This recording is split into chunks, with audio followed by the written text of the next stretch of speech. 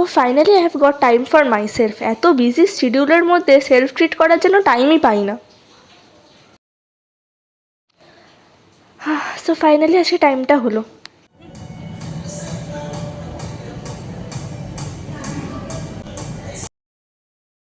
বসে আছো তো সঞ্চিতার মতো লাগছে না? এত বছর ওকে দেখিনি, গিয়ে কথা বলাটা কি আবার ঠিক হবে? ও কি আমায় চিনতে পারবে?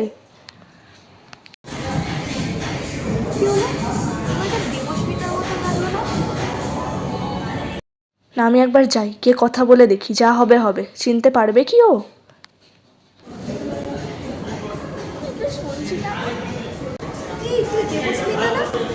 এত বছর পর দেখা ভাই, চিনতে পারছিস?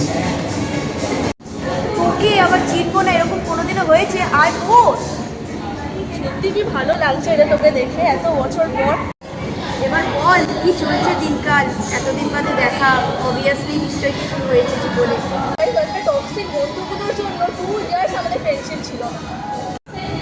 সত্যি বাবা, যা ঝামেলা হয়েছে কি বলবো। 2 বছর কিভাবে কাটিয়েছি আমি জানি। কোথায় এসছিস তুই? অফকোর্স হ্যাঁ, কে আসবে আমার সাথে ভাই? বাই দ্য ওয়ে, ও আজকে তোর বার্থডে না? আজ তো 19th মে। মনে আছে? হ্যাপি বার্থডে ভাই। Thank you so much. তাহলে আবার নতুন করে ফ্রেন্ডশিপটা শুরু করা যাক। Friendship is a beautiful relationship which brings light to every moment of life.